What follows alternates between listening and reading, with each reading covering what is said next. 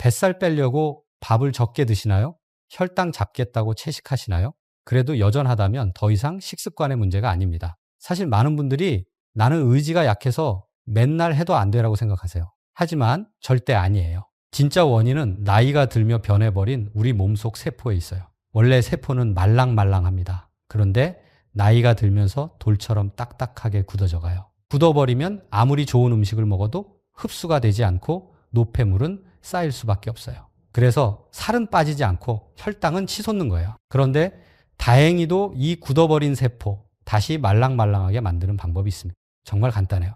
아침에 마시는 소금물 한 잔이면 돼요. 하지만 진짜 효과를 느끼려면 반드시 정확한 방법으로 해야만 합니다. 가장 효과가 좋았던 레시피와 황금 비율을 전부 다 알려드리겠습니다. 일주일 안에 몸이 변화하는 게 확실히 느껴지실 거예요. 병원에서도 알려주지 않는 이야기 지금 시작합니다.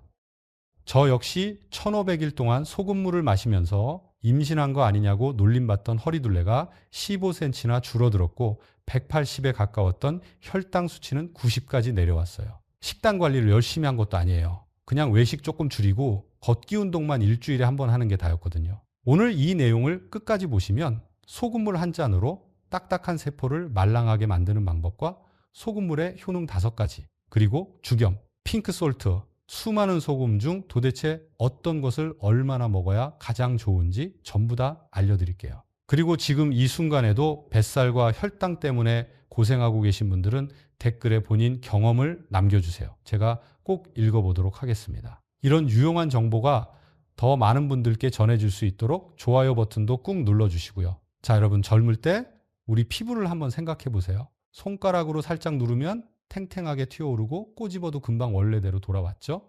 그런데 지금은 어떤가요? 피부 꼬집으면 자국이 한참 남아있고 눌러도 천천히 돌아오죠. 이게 바로 세포가 딱딱해졌다라는 증거예요. 이건 피부만의 문제가 아니에요. 우리 몸 전체 세포가 다 이런 상태가 되어버린 거예요. 세포를 주방 환풍기라고 생각해 보세요. 환풍기가 녹이 슬어서 제대로 작동을 안 하면 어떻게 될까요?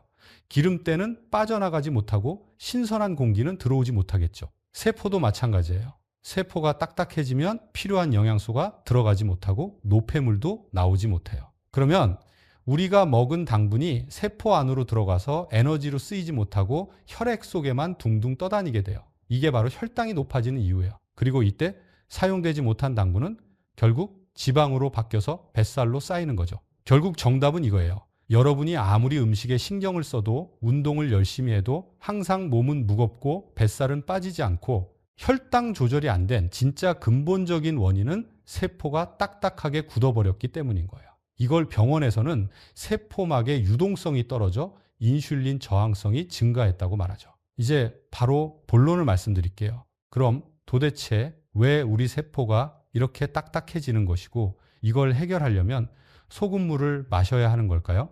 우리가 20대일 때 세포 기능을 100%라고 하면 50대가 넘어가면서 70%로 떨어지고 60대가 되면 60% 아래로 뚝 떨어져 버려요. 그 이유가 바로 미네랄 불균형 때문이에요. 나이가 들수록 우리 몸에서 소중한 미네랄들이 점점 더 많이 빠져나가거든요.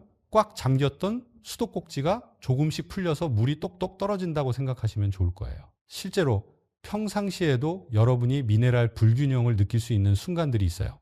예를 들어서 땀이 날 정도로 운동을 했는데 물을 아무리 마셔도 계속 목이 마른 적 있으시죠? 또는 아침에 일어나서 입맛이 없고 밥 먹기 싫을 때 말이에요. 이게 다 미네랄이 부족하다는 신호예요. 운동할 때 땀으로 미네랄이 빠져나가면 물만 마셔서는 갈증이 안 풀려요. 세포가 물을 제대로 흡수하지 못하거든요. 아침에 입맛이 없는 것도 밤새 미네랄 균형이 깨져서 소화 기능이 떨어진 거고요. 그런데 여러분도 경험해 보셨을 거예요. 운동하고 나서 이온 음료를 마시면 물보다 갈증이 훨씬 빨리 해결되죠. 아침에 입맛이 없을 때 된장찌개 같이 약간 짠 음식을 먹으면 갑자기 입맛이 돌아오고요. 이게 우연이 아니에요. 우리 몸에 미네랄이 충전되면서 딱딱해졌던 세포가 말랑말랑하게 바뀌면서 에너지를 받아들일 준비가 됐다는 거예요. 그런데 이온 음료나 짠 음식을 먹을 때마다 이런 효과를 느끼려고 하면 큰일이에요. 이온 음료는 당분 폭탄이고 가공식품은 화학 첨가물 투성이거든요. 그럼 어떻게 해야 할까요? 바로 이 미네랄들을 가장 자연스럽고 순수한 형태로 공급해주는 방법은 매일 아침 미지근한 물 한 잔에 소금 한 꼬집을 섞어 마시는 거예요. 밤새 굳어있던 세포에 생명수를 부어주면 세포가 다시 말랑해지면서 5가지 변화들이 생기기 시작합니다. 첫 번째 변화는 일주 안에 뱃살이 빠지고 만성 피로가 사라집니다. 우리가 음식을 먹으면 포도당이 혈액으로 들어가잖아요. 이 포도당이 세포 안으로 들어가야 에너지가 되는데 문제는 나이가 들면서 딱딱해진 세포막 때문에 포도당이 세포로 들어가질 못하는 거예요. 그러면 혈액 속에는 당이 넘쳐나는데 정작 세포는 굶고 있는 상황이 벌어져요. 혈액에 당이 많이 남아있으면 우리 몸은 이걸 처리하려고 인슐린을 대량으로 분비해요. 인슐린의 주요 역할 중 하나가 남은 당분을 지방으로 바꿔서 저장하는 건데 이때 지방이 가장 많이 쌓이는 부위가 뱃살 부분이에요. 그래서 식사량을 줄여도 이미 혈액에 있는 당분들이 계속 복부지방으로 전환되니까 뱃살이 잘 빠지지 않는 거예요. 근본적으로 당분이 세포로 제대로 들어가지 못하는 문제를 해결해야 하는 이유가 여기에 있습니다. 동시에 세포는 에너지 부족으로 피로해져요. 연료는 혈액에 둥둥 떠다니는데 정작 엔진인 세포는 기름이 떨어진 상태인 셈이죠. 그러니까 조금만 움직여도 금방 지치고 하루 종일 무기력한 거예요. 그런데 소금물을 마시면 나트륨과 각종 미네랄이 세포막의 이온 통로를 활성화시켜요. 쉽게 말해서 세포의 문을 열어주는 거예요. 그러면 포도당이 혈액에서 세포로 쏙쏙 들어가면서 에너지로 전환돼요.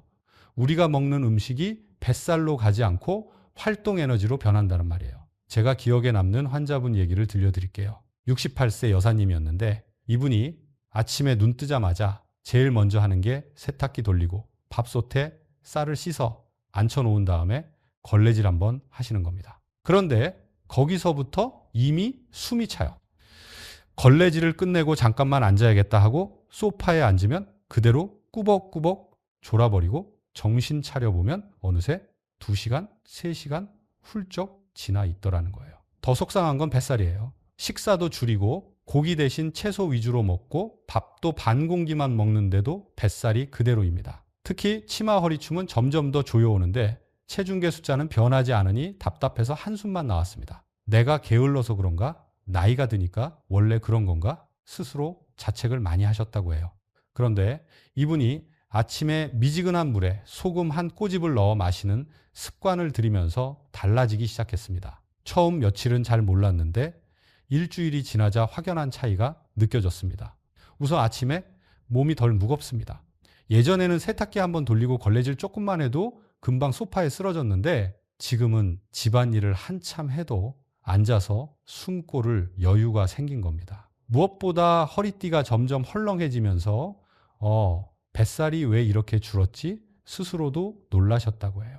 사실 뱃살이 줄어든 건 단순히 체중이 빠져서가 아니에요. 밤새 세포에 쌓여있던 불필요한 물과 노폐물이 빠져나가고 말랑해진 세포에 에너지가 들어가게 되니까 몸이 자연스럽게 가벼워진 거죠. 그래서 하루를 시작할 때부터 덜 지치고 생활하는 동안 조금씩 움직이는 양도 늘어납니다.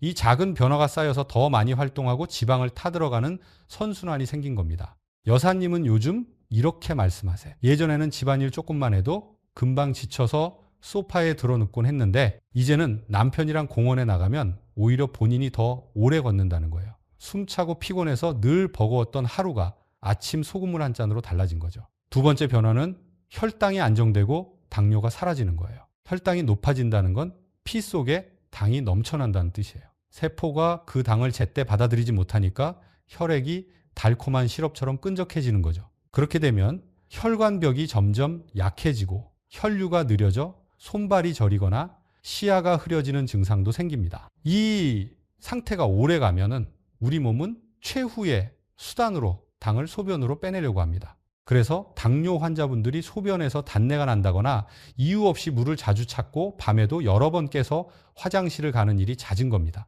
즉 혈당이 높고 당뇨가 있다는 건 이미 몸이 당을 감당하지 못해 비상 조치를 하고 있다는 신호예요.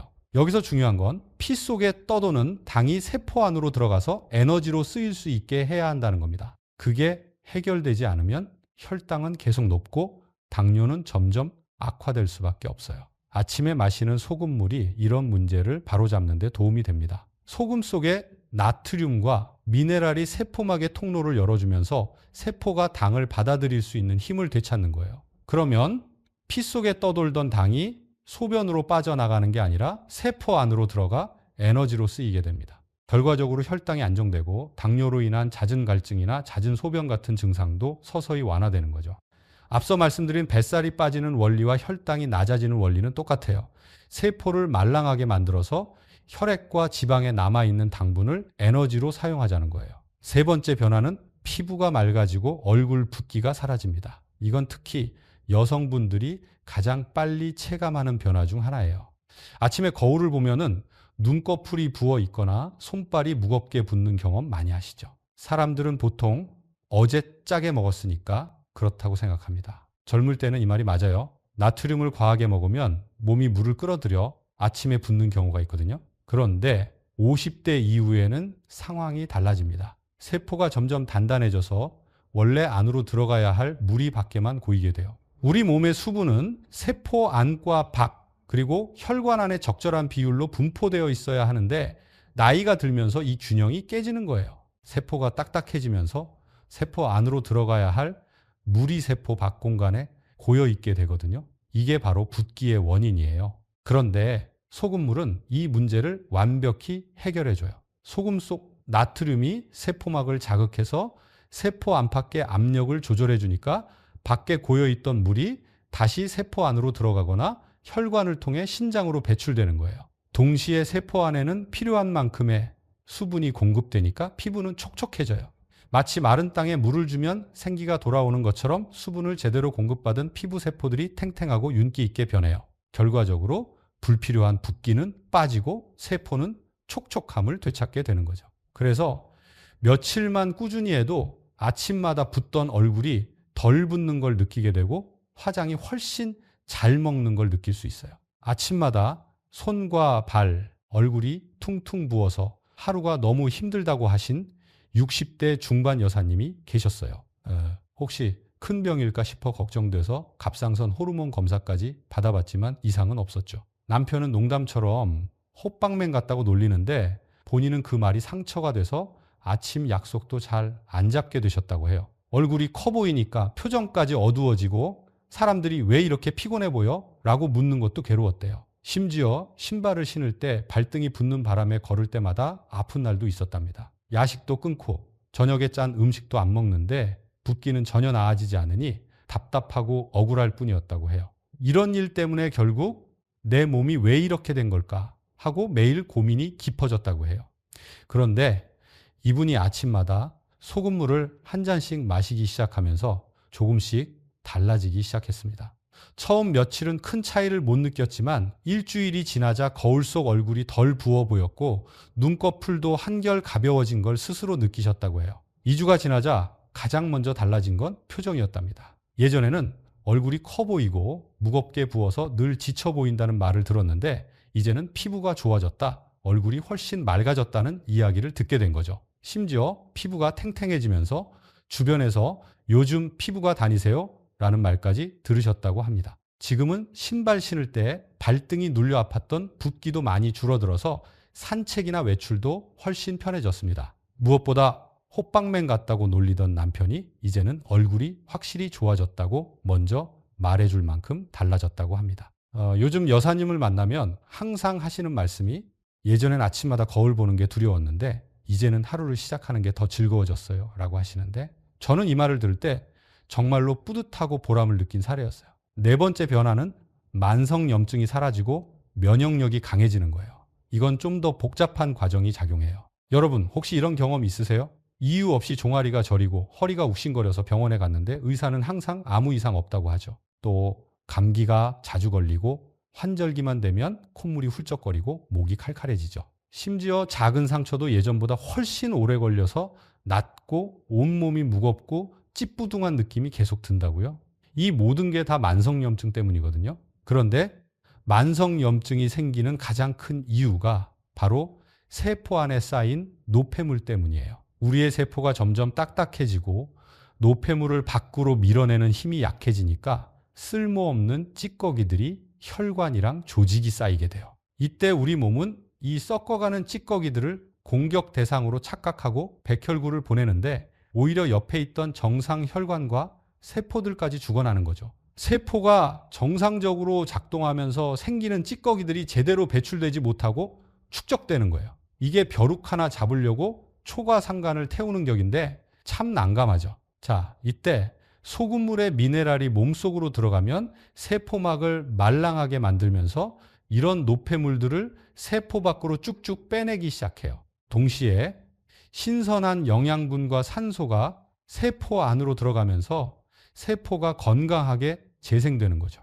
염증의 원인이 제거되니까 자연스럽게 염증 수치가 떨어지는 거예요. 더 중요한 건 소금물에 있는 아연과 마그네슘이 면역세포의 기능을 향상시킨다는 건데요. 평소에 원인 모를 잔병이 있으신 분들은 빨리 걷기 운동과 함께하면 더 효과가 있으실 거예요. 제 환자분 중 한 분인 76세 아버님은 예전부터 원인 모를 비염을 달고 사셨어요. 환절기만 되면 콧물이 멈추질 않고 감기라도 걸리면 몇 주씩 기침과 콧물에 시달리곤 하셨죠. 코를 너무 많이 푸셔서 코가 헐어버릴 정도셨어요. 그런데 아침마다 소금물을 마시기 시작한 뒤로 뚜렷한 변화를 보이셨어요. 감기 기운이 와도 금방 지나가고 콧물도 훨씬 줄어서 일상생활이 한결 편해지신 거예요. 게다가 상처가 잘 아물지 않아 걱정이셨는데 요즘은 회복도 빨라져서 굉장히 만족하면서 지내고 계시답니다. 마지막 5번째 변화는 변비가 사라지는 거예요.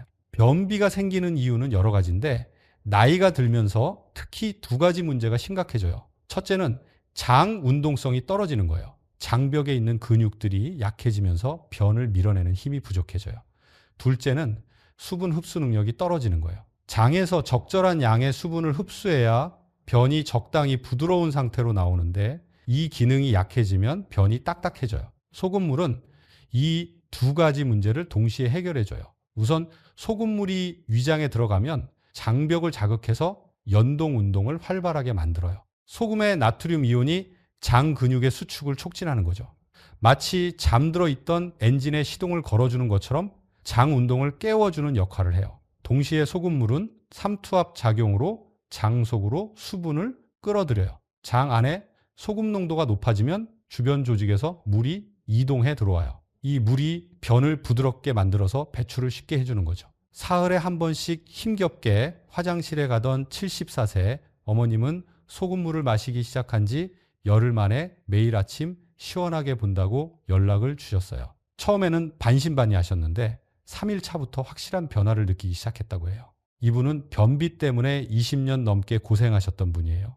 각종 변비약을 다 써봤는데 효과가 일시적이거나 부작용이 심했거든요. 그런데 소금물은 매일 마셔도 내성이 생기지 않고 오히려 장 기능이 점점 개선되는 걸 느낀다고 하시더라고요. 자, 지금까지 소금물의 효능을 전부 말씀드렸어요. 내용이 좀 길었으니까 이해하기 쉽게 핵심만 요약해 드릴게요. 아침 소금물 한 잔은 딱딱해진 세포를 다시 말랑하게 만들어줍니다. 말랑해진 세포는 다시 일을 하기 시작해서 우리 몸의 염증과 노폐물 밖으로 내보내고 몸속에 쌓여있는 당분을 에너지로 바꾸기 시작해요. 그래서 뱃살이 빠지고 혈당이 안정되고 얼굴 붓기가 줄고 염증이 사라지며 변비까지 해결되는 거예요. 한마디로 세포가 젊어지니까 몸 전체가 활력을 되찾는 겁니다. 방금 말씀드린 증상들은 우리가 젊었을 땐 고민하지 않았던 문제인 걸 생각하면 이해하기 쉬우실 거예요. 이제 어떤 소금이 좋고 얼마나 먹어야 하는지 그리고 진짜로 중요한 내용들까지 바로 말씀드릴게요. 거의 다 왔으니 조금만 더 힘내서 다들 건강하게 지내셨으면 좋겠어요. 혹시 지금까지 내용을 누군가에게 전해주고 싶으시다면 좋아요 한 번만 눌러주세요. 지금부터 어떤 소금을 먹어야 말씀드릴 건데 우리가 먹는 소금이라고 다 같은 소금이 아닙니다. 마트에만 가도 정제소금, 천일염, 죽염, 용융소금, 히말라야, 핑크솔트까지 너무 많죠. 겉으로 보기에는 다 하얗고 비슷해 보여도 소금마다 우리 몸에 미치는 영향은 크게 다릅니다. 어떤 건 미네랄이 거의 빠져 있어서 단순히 짠맛만 내는 경우가 있고 어떤 건 칼슘, 마그네슘, 칼륨 같은 미네랄이 풍부해서 세포 건강을 살려주는데 훨씬 도움이 되죠. 그래서 소금의 종류를 하나씩 짚으면서 여러분이 어떤 기준으로 선택해야 하는지 확실하게 알려드리겠습니다. 먼저 여러분이 집에서 김치나 젓갈 담글 때 쓰는 하얗고 뽀얀 정제염은 사실 99% 순수 나트륨이에요. 말 그대로 짠맛만 있는 소금이죠. 물론 이 나트륨이 몸에 해로운 건 아니에요. 깨끗하게 만들어진 좋은 상품이에요.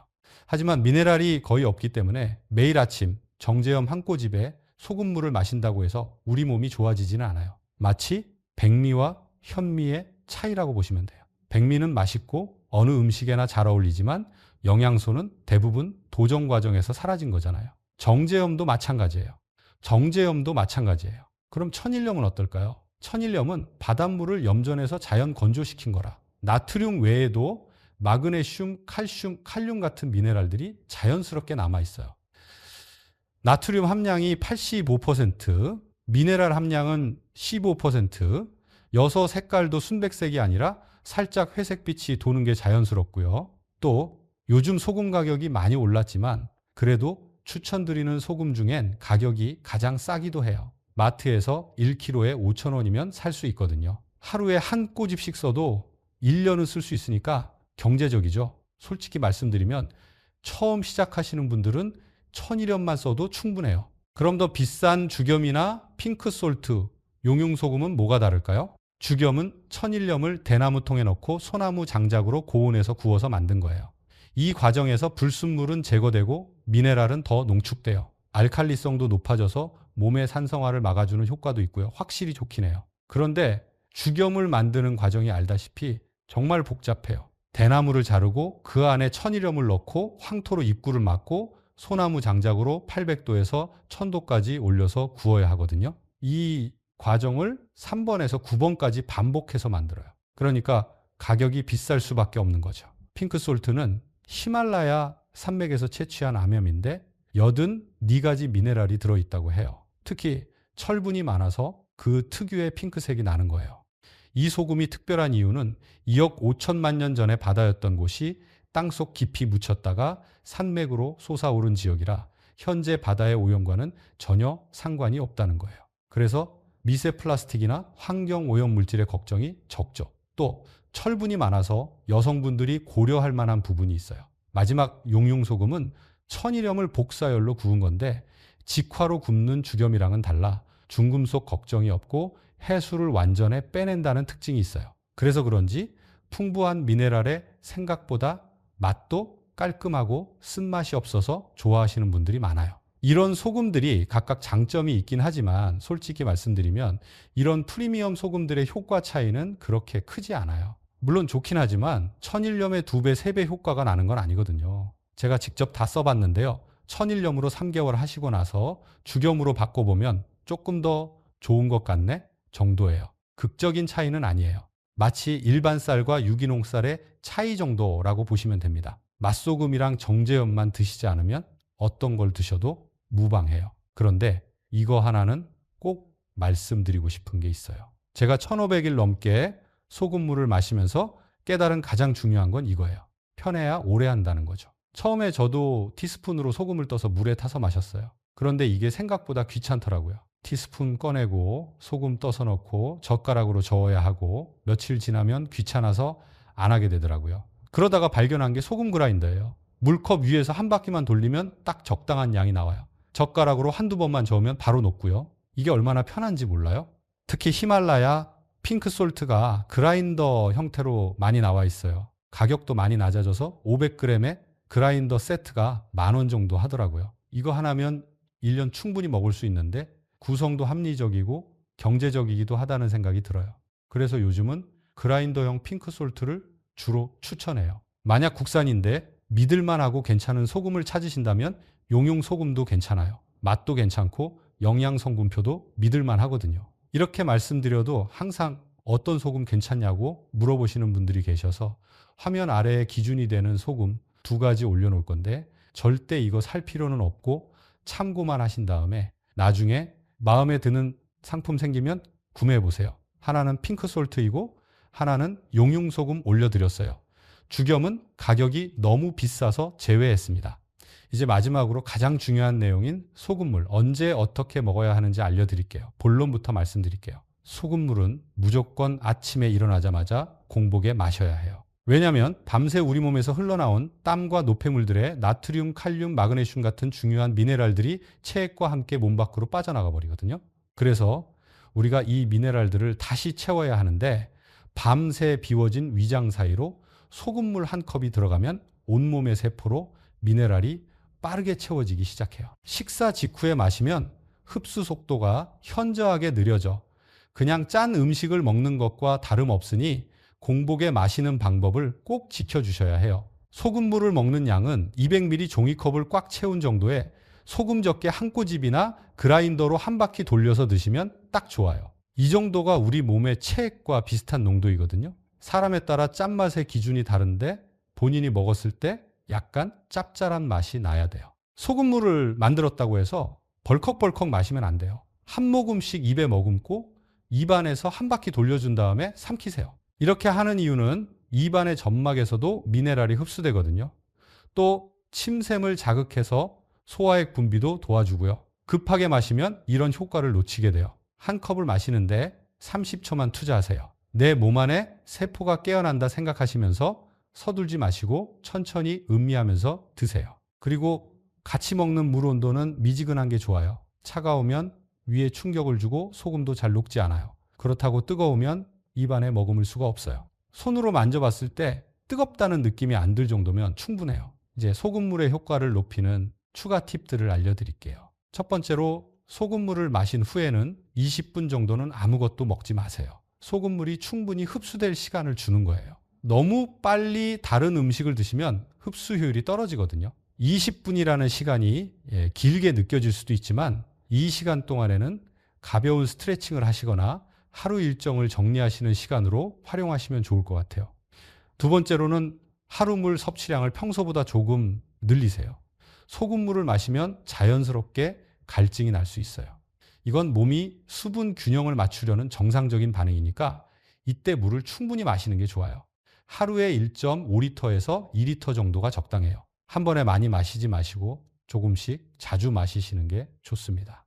세 번째로는 매일 규칙적으로 같은 시간에 마세요. 우리 몸은 리듬을 좋아하거든요. 매일 같은 시간에 마시면 몸이 그 리듬에 맞춰서 더 효율적으로 흡수하고 활용하게 돼요. 알람을 맞춰두시는 것도 좋은 방법이고요. 처음에는 까먹기 쉬우니까 스마트폰 알람이나 메모를 활용해 보세요. 네 번째로 가장 중요한 건데요. 최소 3개월은 꾸준히 하세요. 세포막이 변화하고 몸이 적응하는 데는 시간이 필요해요. 하루 이틀로는 큰 변화를 기대하기 어렵거든요. 최소 3개월, 가능하면 6개월은 꾸준히 해야 확실한 효과를 볼 수 있어요. 처음 한 달은 큰 변화를 못 느끼실 수도 있지만 포기하지 마시고 꾸준히 계속해 보세요. 마지막으로 소금물을 시작하신다면 이 주의사항을 꼭 들으셔야 합니다. 안전이 가장 중요하니까 꼼꼼히 들어보세요. 먼저 고혈압 약을 드시거나 신장 질환이 있으신 분들은 반드시 담당 의사와 상의하고 시작하세요. 소금물 자체가 나쁜 건 아니지만 기존에 드시던 약물과 상호작용할 수 있거든요. 특히 이뇨제를 복용 중이시거나 신장 기능이 많이 떨어진 분들은 더욱 주의가 필요해요. 혹시 신장 기능이 정상의 30% 이하로 떨어져 있다면 소금 섭취에 매우 민감할 수 있으니까 의료진과 꼭 상의하시기 바랍니다. 그 다음에 소금물을 시작하면 처음 3일에서 5일 정도는 소변을 더 자주 볼 수 있어요. 이건 몸에서 불필요한 수분과 노폐물을 배출하는 과정이라 정상적인 반응입니다. 몸이 새로운 변화에 적응하고 있는 거거든요. 일주일 정도 지나면 자연스럽게 적응되니까 걱정하지 마세요. 다만 외출하실 때는 미리 화장실을 다녀오시는 게 좋겠죠. 특히 처음 시작하는 주에는 중요한 약속이나 긴 외출 전에 이런 점을 미리 고려해 두시면 좋을 것 같아요. 만약에 소금물을 마시고 나서 속이 쓰리거나 메스꺼운 느낌이 든다면 즉시 중단하고 물을 많이 드세요. 이런 증상이 나타나는 건 소금 농도가 너무 높거나 위산이 과다한 상태일 수 있어요. 이럴 때는 며칠 쉬었다가 훨씬 더 적은 양부터 다시 시작해 보시거나 의사와 상담해 보시는 게 좋겠어요. 몸이 보내는 신호를 무시하시면 안 돼요. 그리고 혈압약이나 당뇨약, 기타 만성질환 약을 드시는 분들은 소금물과 최소 30분 이상 간격을 두고 드세요. 소금물이 약효 흡수에 영향을 줄 수 있거든요. 가장 안전한 순서는 이런 거예요. 아침에 일어나서 소금물을 먼저 마시고 30분 정도 기다린 다음에 평소 드시던 아침 약을 드시거나 아침 식사를 하시는 거예요. 이렇게 하면 소금물도 제대로 흡수되고 약물도 영향받지 않아요. 임신 중이거나 수유 중인 분들은 소금물을 피하시는 게 좋아요. 나트륨이 부종을 악화시킬 수 있고 태아나 모유에도 영향을 줄 수 있거든요. 임신이나 수유 기간에는 몸의 호르몬 균형이 많이 변하기 때문에 추가적인 나트륨 섭취는 권하지 않아요. 심부전이나 기타 심장 질환이 있으신 분들은 나트륨 섭취에 특히 민감해요. 심장에 무리가 갈 수 있으니까 반드시 심장내과 의사와 상의하고 시작하세요. 심장 건강은 정말 신중하게 접근해야 하는 부분이거든요. 이런 증상이 나타나면 즉시 중단하시고 의사와 상담하세요. 어지럼증이 생기거나 머리가 아픈 경우, 손발이 심하게 붓거나 체중이 갑자기 늘어나는 경우, 가슴이 두근거리거나 숨이 차는 경우, 소변량이 현저히 줄어드는 경우, 극심한 갈증이나 입맛 변화가 생기는 경우에는 즉시 소금물을 중단하세요. 이런 증상들은 나트륨 과다나 전해질 불균형의 신호일 수 있어요. 몸이 위험하다고 신호를 보내는 거니까 무시하지 마시고 즉시 중단하시면 더 안전하실 거예요. 이제 모든 내용이 끝났어요. 조금 도움이 되셨을까요? 제가 드리고 싶은 말씀은 소금물은 정말 간단한 건강관리 방법이라는 거예요. 복잡한 준비나 비싼 장비가 필요한 것도 아니고 그냥 아침에 소금물 한 잔만 마시면 되는 거거든요. 하지만 간단하다고 해서 대충 하시면 안 돼요. 올바른 방법으로 꾸준히 해야 효과를 볼 수 있어요. 특히 처음 시작하시는 분들은 욕심내지 마시고 정말 소량부터 천천히 시작하세요. 첫 주에는 한 꼬집도 안 되는 정말 조금만 넣어서 몸이 적응할 시간을 주는 게 가장 중요해요. 몸이 변화를 받아들일 준비가 되면 자연스럽게 양을 늘려가시면 됩니다. 그리고 혹시라도 뭔가 이상하다는 느낌이 드시면 즉시 중단하고 의사와 상담하세요. 건강법이라는 건 결국 안전이 최우선이어야 하니까요. 급하게 효과를 보려고 무리하시면 오히려 건강을 해칠 수 있어요. 천천히 꾸준히 안전하게 하시는 게 가장 좋은 방법입니다. 여러분 모두 좋은 정보 얻고 언제나 건강하게 보내셨으면 좋겠습니다. 항상 행복하시고 오늘 내용이 도움되었다면 좋아요 한번 부탁드릴게요. 감사합니다. 행복하세요.